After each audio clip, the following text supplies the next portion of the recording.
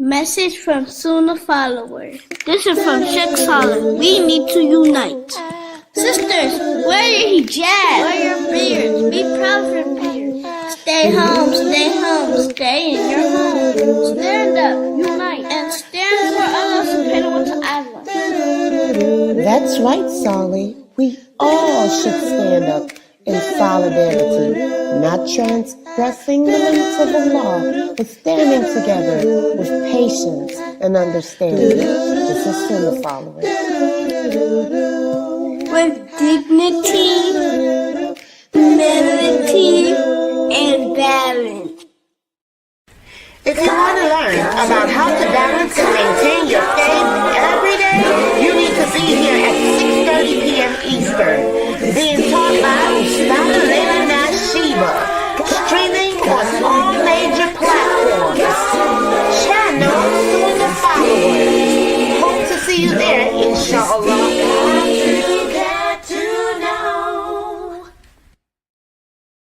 Assalamu alaikum. This is Yusuf and this is Ayub.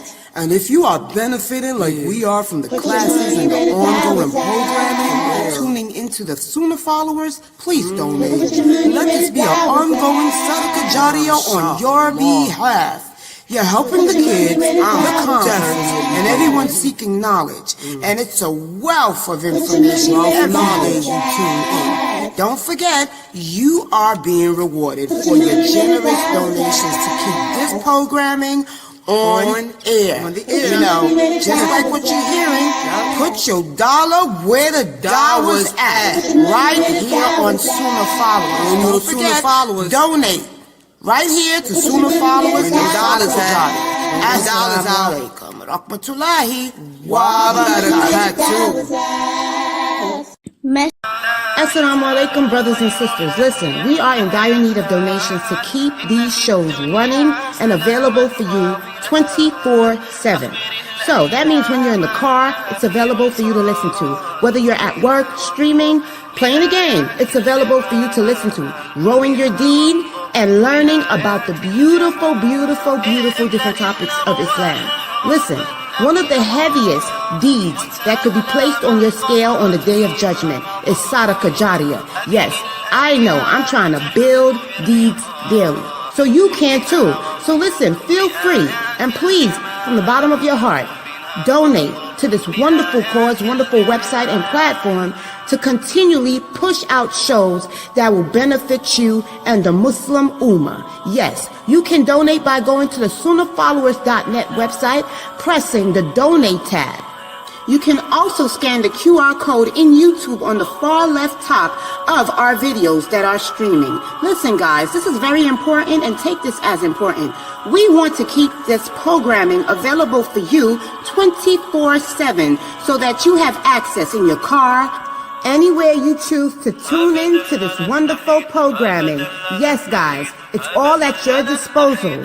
So listen, feel free to donate. Once again, remember, sadaqah jariyah, one of the heaviest deeds on your scale on the Day of Judgment. Marriage is described in the Holy Qur'an as a source of tranquility, love, and mercy. It forms the foundation for family, which is considered the building block of a righteous society. We are finding that the lines are being blurred currently by many women who are choosing to marry non-Muslim men, which not only defies what the Sunnah advises and carries great consequences. The joining of Sunnah Shia couples face significant social challenges that vary by region, family background, and the broader political climate, often making their marriages difficult, such as ritual and worship gifts, such as prayer, and the timing of combining of prayers, and observing the religious holidays. Ceremonial distinctions in marriage, including witness requirements and additional bathing rituals observed by Shia. Although both hold in high esteem of the upbringing of the family, the effects on the children might end up confused or feel pressure to choose sides, especially if both parents insist on their faith-based outlook. Join Ustad Shiba alongside special guest Dr. Ibrahim Jamali on the topic on marriage, the issues and controversy that arise from this practice. Join us at 9:30 p.m. Eastern, streaming on major streaming platforms. Channel Sunnahfollowers. The Muqasid Tafsir. Where should I begin when I'm starting at the end? Pursuing the higher aim, learning the meaning of every page. Where should I begin when I'm starting at the end? Another addition to your Islamic education, Cautionary, Healing and Governance, The Transformative Path of Sabah As-Tiwal, written by Dr. Kareem Abu Zaid. Join Ustada Layla Nashiba every Tuesdays and Thursdays at 9:30 p.m., streaming all major platforms, channel Sunnahfollowers.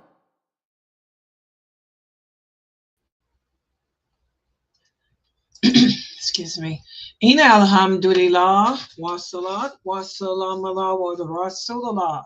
I'd like to welcome everybody to our Cautionary Tafsir class. And this is the class where, as we are studying from another one of the books in the series of Dr. Kareem Abu Zaid, this is the Cautionary Tafsir Volume 3 of Dr. Kareem Abu Zaid's series of Tafsir of the Qur'an.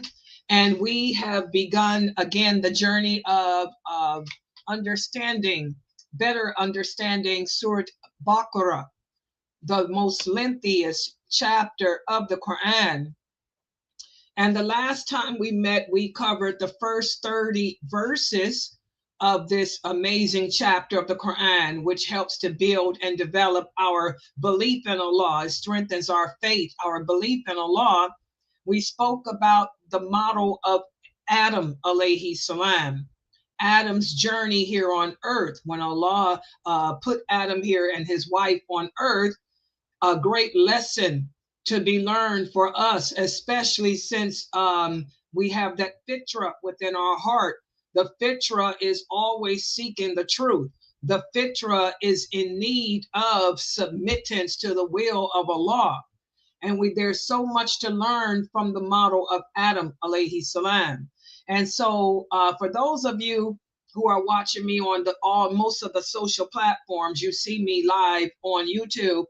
For those of you on this platform that I'm pointing to right here, please open up a tab on your cell phones to YouTube and go to my channel, my YouTube channel, Sunnahfollowers. So that way you can see the PowerPoint I'm getting ready to post up now. And for those of you who have not yet purchased this book, please purchase it. It's on like all the books of Dr. Kareem Abu Zaid that I am teaching. And I'm hoping, praying that Allah will keep me living long enough where I can cover all of his books. Because all of his books have been incorporated into the curriculum here at Sunnahfollowers. And inshallah, if Allah keeps me living long enough, I will cover each and every one of his books. Okay, so inshallah, this is the book, the Cautionary Tafsir, Volume 3. And this book covers the 7 most lengthy chapters of the Qur'an. And we're starting with, this is Surat al-Baqarah, which is the most lengthiest of all, but it's also one of the best chapters of the Qur'an in building and reinforcing your iman, your belief in Allah, okay? And this is how the book looks. Make sure you take a screenshot of this PowerPoint and go to Amazon. The book is, I think it's $19.99, okay? This is how it looks. And make sure you type Dr. Kareem's full name, Dr. Kareem Abu Zaid, and it'll pop up. That's how his picture looks too. Okay, so tonight we'll be continuing with the 3rd chapter of this book, okay, which is covering Surat al-Baqarah, how the Surat al-Baqarah is a compass for finding direction and purpose, because the fitra of the heart, is trying to find its way back to Allah. Because before the soul was blown, before your soul was blown into the womb of your mother, the soul was kept in a place where Allah keeps all the souls. It's been there since the creation of Adam. We were there since the creation of Adam. Our souls were in existence, and it knew nothing but the truth. It knew nothing but submittance to Allah. It wasn't until our souls were put into the womb of our mothers and we became a part of this world. It wasn't until we became a part of this world, okay, that the soul became in the state that it's in now, which is criminal, attracted to everything that's bad and dirty, because the fitra is no longer a part of the soul. The fitra has now attached to a part that it didn't exist before. That's why you ain't no rebirth, because the fitra is now attached to a part that didn't exist before, which is the heart. And the fitra is trying to find its way back to Allah. So Surat al-Baqarah becomes a compass for finding direction back to Allah.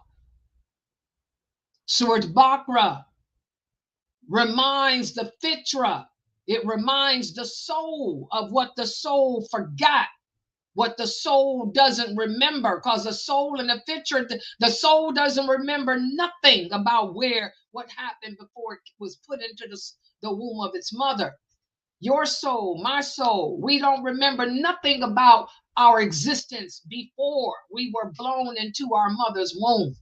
We don't remember anything.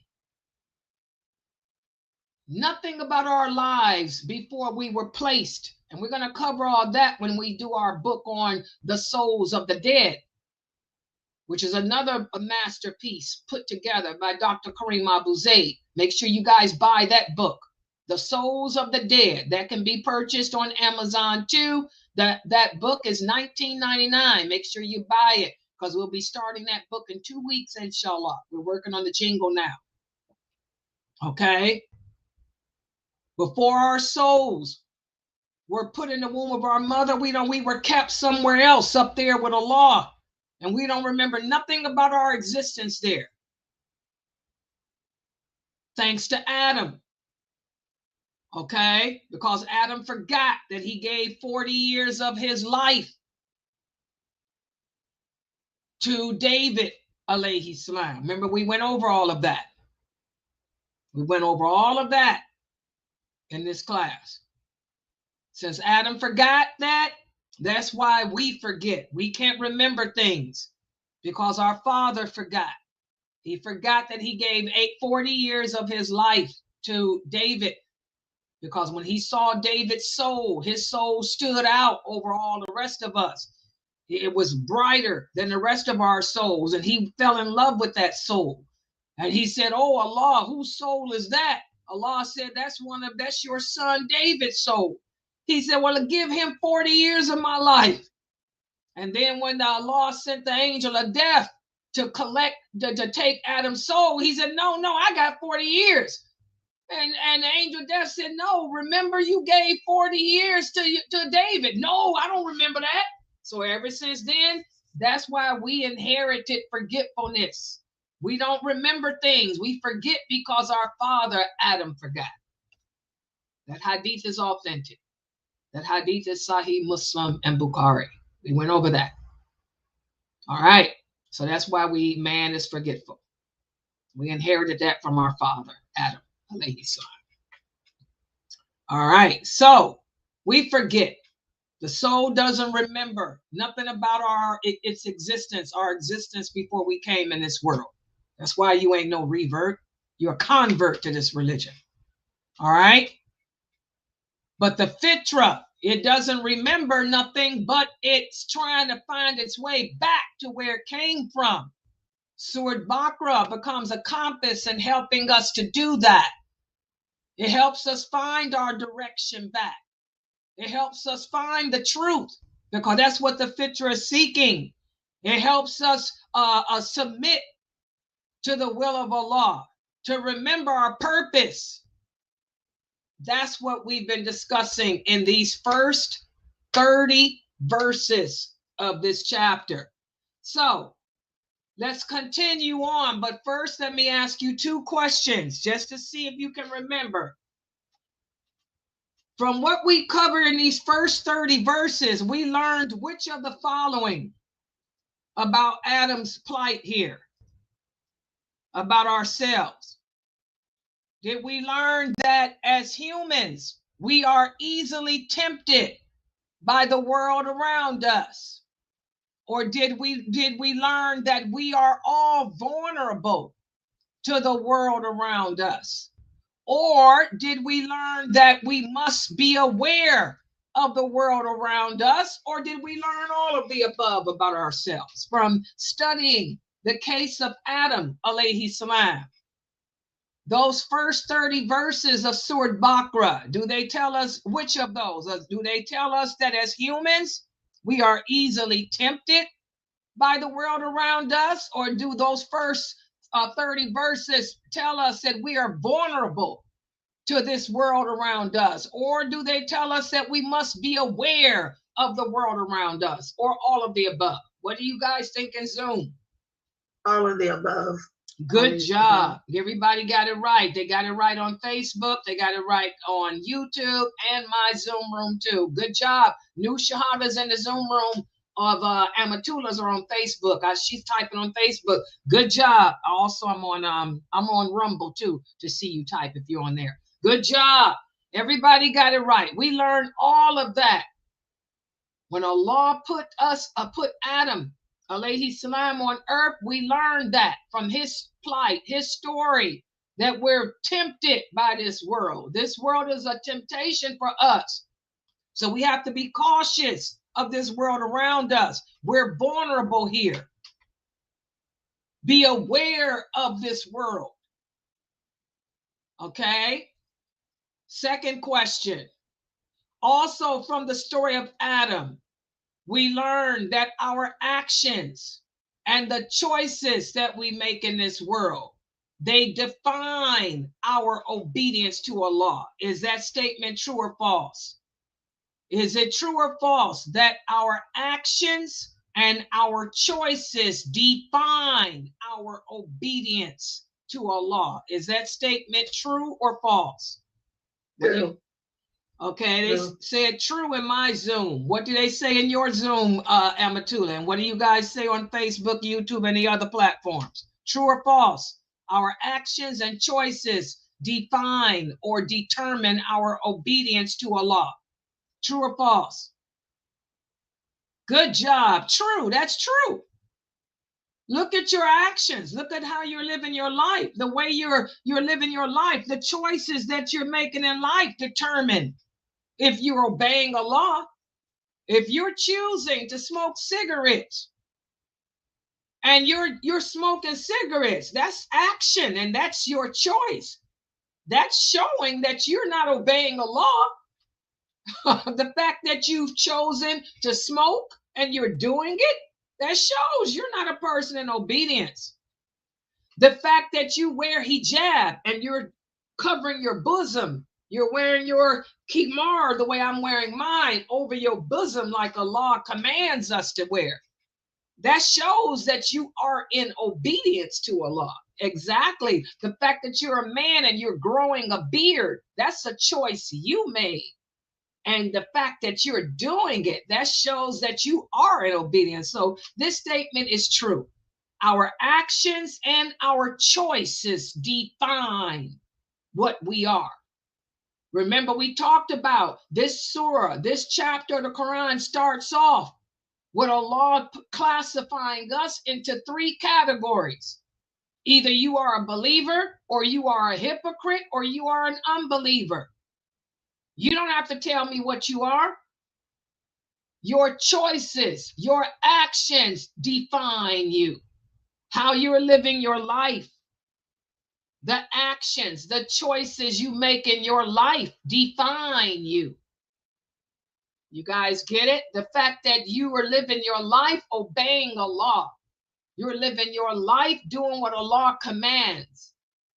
Yes, tell me right there. Oh, that's a good person. Inshallah. Inshallah. Because, you know, you could be a hypocrite. Hypocrites hide. They put on the actions. They pretend, but then they go behind closed doors and do all kind of stuff. So it appears that person might be a believer. You could be a hypocrite. So even then, we don't know for sure. But we can say it appears that that person's okay. Okay, good job. So let's continue this narrative. We had the last time we met for this class, which was Monday or Tuesday, I think. We talked about we gave the narrative of Adam. We talked about what happens when you live your life obeying Allah, doing what Allah commands you to do. You live the life of a believer.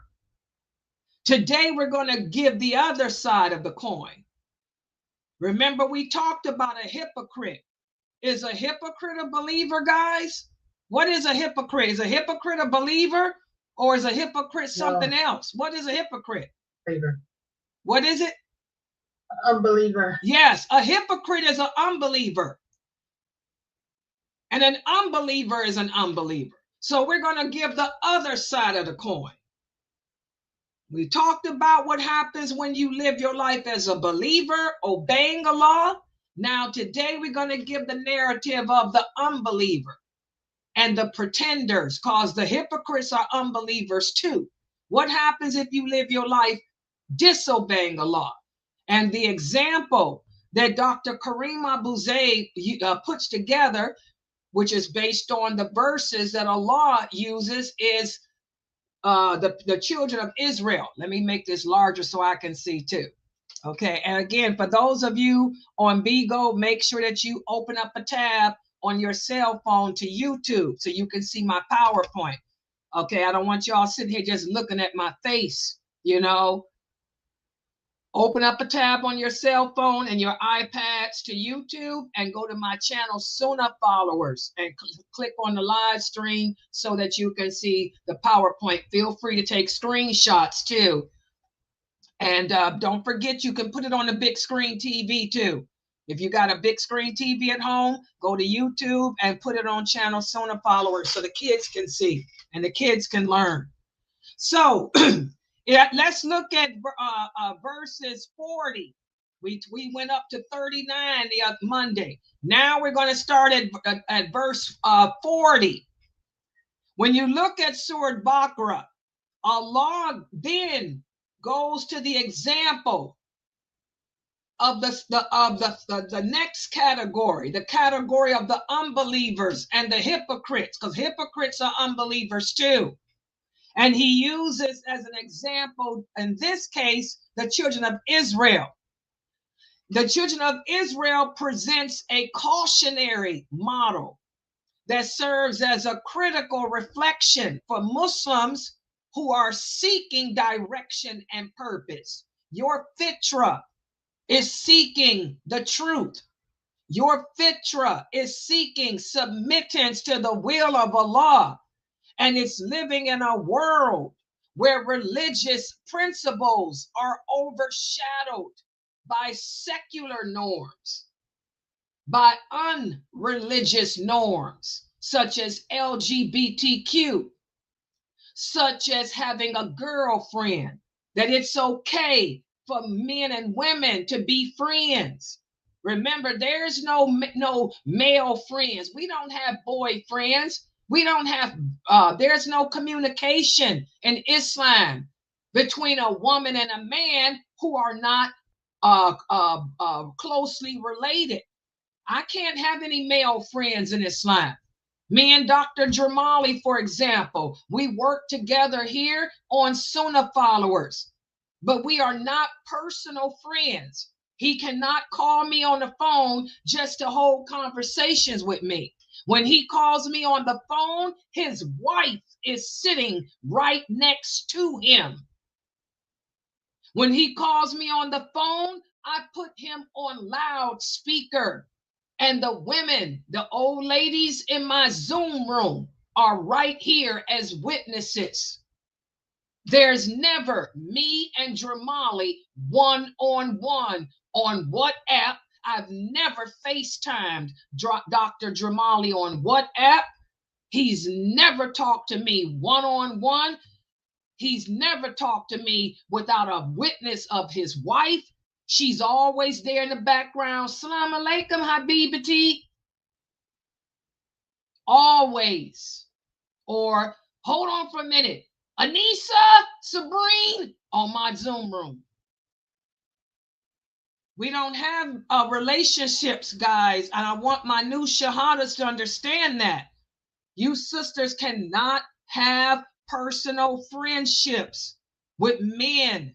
This is not Islam. That's what's meant by secular norms for the sister in Norway.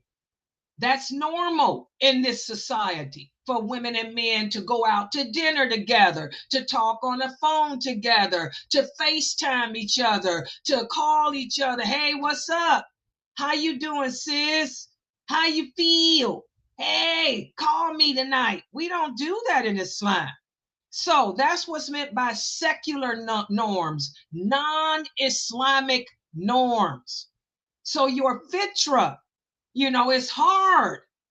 It's overshadowed because the people will look at you like you're crazy. They'll say, what's wrong with you? You don't have friends with men? What do you mean you don't talk to men? Are you gay or something wrong with you? So, here in this verse, verses 40 through 123 of Surat Baqarah, in verses 40 through 123 of this chapter of the Qur'an, chapter Baqarah, Allah presents a cautionary model for us that will cause us to reflect upon, because we become, we feel like, oh, wow, everybody else is doing it. Well, in this model, Allah highlights the pitfalls of disobeying him and falling for that crap. Okay? And we're going to take a look at it right now. Let's look at verse number 55.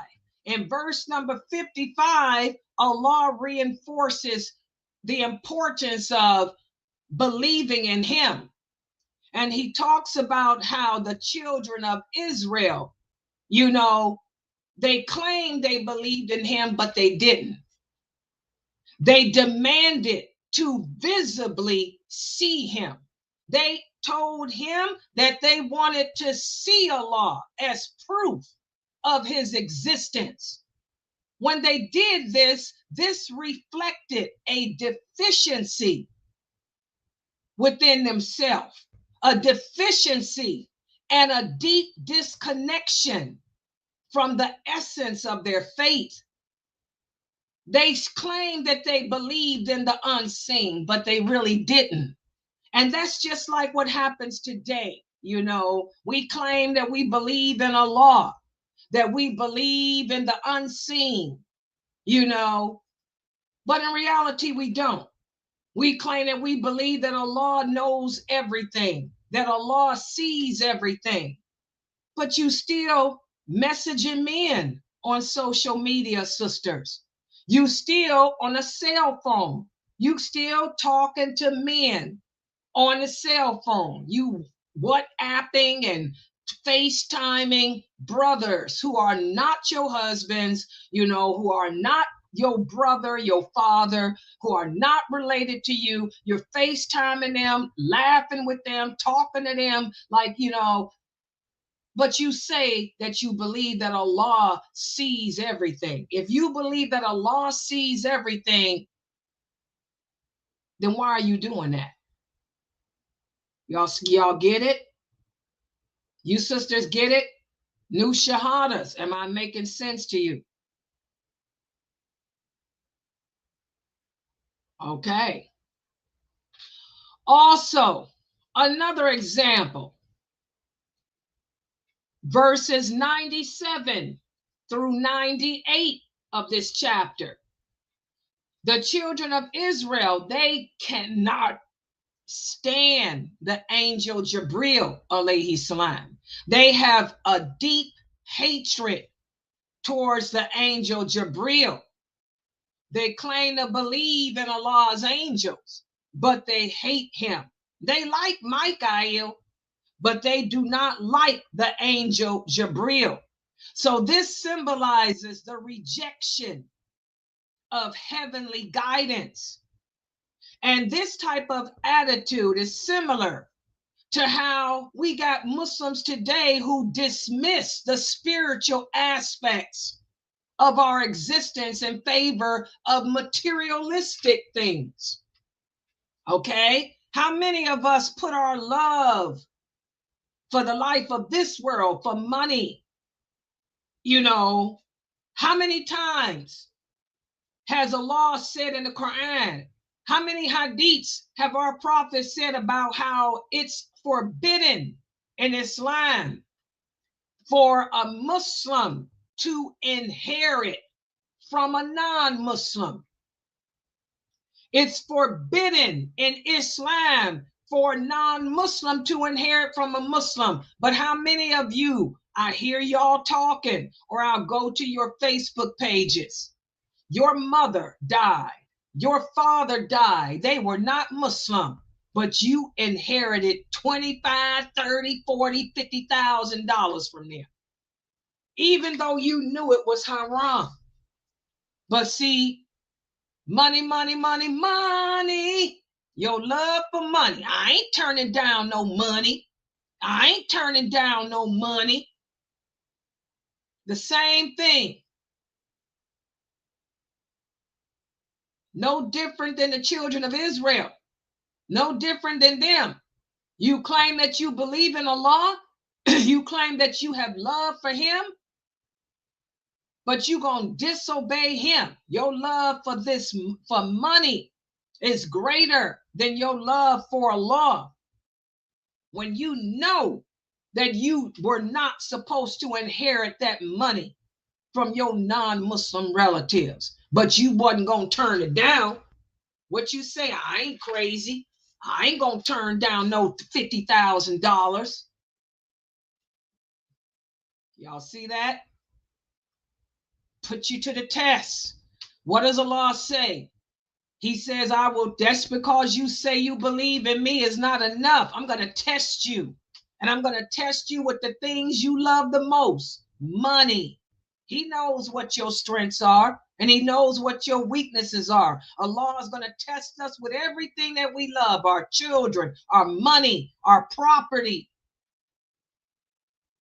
So I'm going to offer you, see if you're going to take that $50,000 when you know it's haram. Oh yeah, many of you take it and y'all put it on your Facebook pages and brag about it.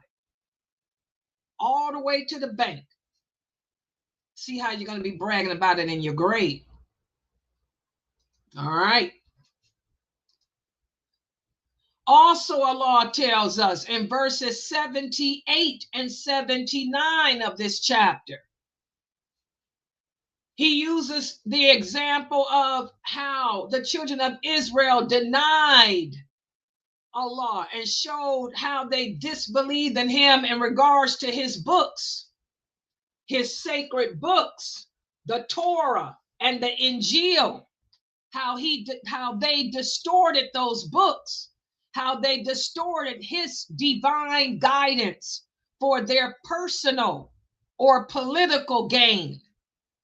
This cautionary example against manipulating religious teachings to fit contemporary agendas, including the distortion of the meaning of the Qur'an by this nation to make the message of Islam more palatable. That's happening today. Like I listen to these brothers, these famous speakers, some of them here in America today, who say that they can tweak the Qur'an. You're going to tweak the Qur'an and say that Muslim women don't have to draw their veils over their bosoms if they're working as professional women, that they don't have to wear loose abayas if they're working as professional women, that they can make their abayas tight-fitting and even put belts around them. How you're going to tweak the Qur'an and say that the women and men can even free mix. You know, they can be loose in their interactions with each other. And now you got a fatwa out saying that in a professional setting, that it's okay for the women and men to even shake hands. Oh yeah, that's another one now.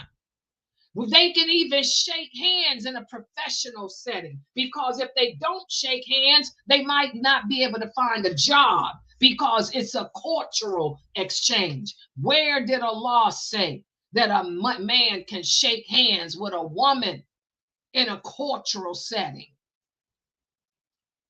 So this is happening today, distorting the meaning of the Qur'an to make the message of Islam more palatable to the disbelievers and to themselves. Okay, this is happening today. The prophet said that we would do the same thing that the people of the book did.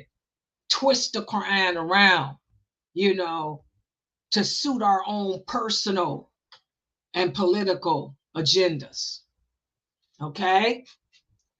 Also in this chapter, Surat Baqarah, verses 87, Allah uses the example of how the children of Israel denied and persecuted the prophets that Allah sent. This underscores the dangers of turning away from those sent to guide humanity. And today this serves as a reminder as to how we're supposed to honor and follow the teachings of the Prophet Muhammad sallallahu alaihi wasallam. Everyone who was born after the Prophet Muhammad sallallahu alaihi wasallam is obligated to follow him. Subhanallah, anyone who dies upon a way other than his, it will never be accepted. By the way, hold on for a second, guys. This is the call I was waiting on. I'll be right back. Hold on.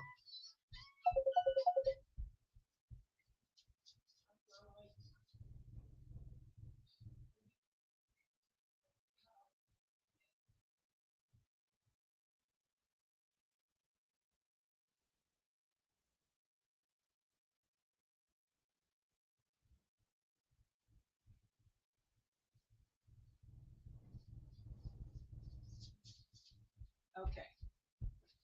I'll finish this up. I told them I'll call them back. Okay, sorry. Okay. Also, in verses 111, Allah also tells us how the children of Israel, they showed their denial by denying the day of judgment. This incorrect belief that salvation on the day of judgment is exclusive to only a specific group. This reflects a misguided sense of superiority, and it urges Muslims to understand that righteousness and faith determine salvation, not mere affiliation.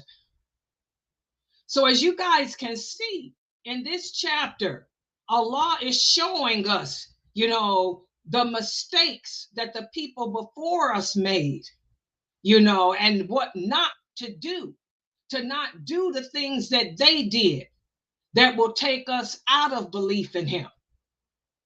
And then look at this one. They denied belief in al-Qadr. And he goes into great detail about this in Surat Baqarah, verses 286. And remember, our Prophet Muhammad sallallahu alaihi wasallam told us that every nation of people has its fire worshipers. The fire worshipers of our nation are those people who deny the decree of Allah. There's a lot of Muslims out there who claim to believe in Allah, but they do not believe in his decree. Well, guess what? The children of Israel didn't either. And they proved that in this case of the cow, and we got Muslims today who are like this too. Just like those people said that, well, since whatever we do is evil, we do it because Allah planned for us to do it. We got Muslims today who believe the same thing. How many of you have come upon Muslims who smoke marijuana, who drink alcohol, who fornicate? And when you ask them, why do you drink? Why do you fornicate? Why do you commit the sins you commit? And they'll tell you, Allah decreed for me to do it. Allah wrote for me to do it. So that's why I do it. Okay? Well, guess what? Allah says in the interpretation, the meaning, Allah does not charge a soul except with that within its capacity. It will have the consequence of what good it has gained, and it will bear the consequence of what evil it has earned. As Muslims, guys, Allah knows what we will do, but He does not jump in your body and make you do anything. We have free will. Whatever we do, we choose to do it. He just knew what our choices would be. So we can't blame Allah for the choices that we make. Allah tells us that we have to fight to do what's right. Okay? And Allah created us and gave us the ability to fight for the truth, to look for it, search for it, find it, and fight for it. We're supposed to fight for it, not sit there and give in to our desires and say, Allah made me do it. No. Or the devil made me do it. No, you chose to do it. And you did it. Allah just knew you would. So that's weak to sit there and say that you're living your life committing sin and you're going to blame it on Allah, to say that His decree was the reason why you're doing it. No, you're doing it because you chose it. It's just that He knew that you would. So don't blame it on Him. Just like you can't blame it on Shaitan, blame it on yourself. So while unfolding the cautionary tales of the children of Israel, the Quran thoughtfully distinguishes the virtuous individuals. It distinguishes those who remain steadfast in their faith and who observe Allah's laws. And it also gives us this narrative of those who choose to disobey Allah. And Allah gives us these stories so we can see what the errors are of those who came before us, and we can strive to make better choices for ourselves, guys. Allah sent prophets. Every prophet came with the same message, and that message was to obey Allah and follow them. And then He sent our prophet, Prophet Muhammad sallallahu alaihi wasallam. And our prophet completed the mission of every prophet who came before him and then his own. And now all mankind and jinn that came after him are obligated to follow him alone. And even when Jesus alayhi salam comes back, Jesus is not coming back as a prophet. He will come back as a ruler of the world, and He will reinstate Islam as the religion of the world and the Prophet Muhammad's Sunnah as the example of the world. And He will follow that Sunnah, and so will everyone else. So the tales of the children of Israel remind us today of the importance of adhering to the final revelation brought by the Prophet Muhammad sallallahu alaihi wasallam, and learning from the lessons of these people's experiences and not falling into the same traps and mistakes that they fell into. Okay? And by learning from them, we can protect ourselves, against the mistakes that these people made, and we can choose a path that's in harmony with the truth, which is what the fitra is craving. which is what the fitra is seeking. And in turn, once we find that truth, we can submit to Allah's will, which is what the fitra is after. And that's what Tawheed is all about. Okay? So I'm going to stop right here for tonight. And this took us up to this point in Surat Baqarah. The next time we meet, which will be next week, we're going to cover the rest of Surat, the next part of Surat Baqarah. I really hope that you guys are benefiting, from this class. I really like how Dr. Kareem Abu Zaid is breaking this chapter of the Qur'an down like this to help you guys. And as you can see, all of these books are connecting together.